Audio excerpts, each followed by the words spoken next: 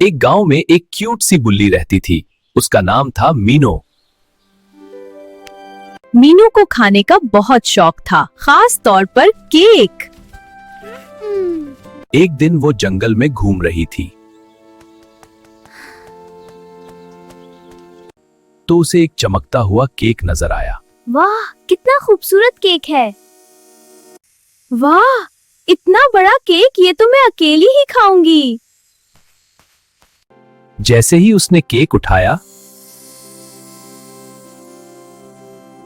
एक नन्हा सा परी जैसा खरगोश जाहिर हुआ। ये जादुई केक है, अगर तुमने शेयर किया तो ये कभी खत्म नहीं होगा। मैं क्यों शेयर करूं?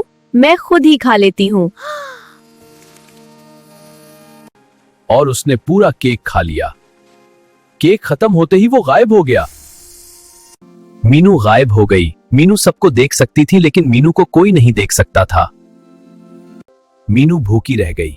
उसी वक्त उसने देखा कि बाकी जानवर मिलकर खुशी से खाना खा रहे हैं।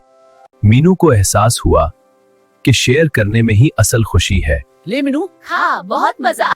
मीनू ने जादुई खरगोश से माफी मांगी काफी मीनू। और मीनू सबको नजर आने लगी। वो उनके पास गई और बोली, हेलो सब, मैं बहुत खुश हूँ कि आज आप सब यहाँ हैं।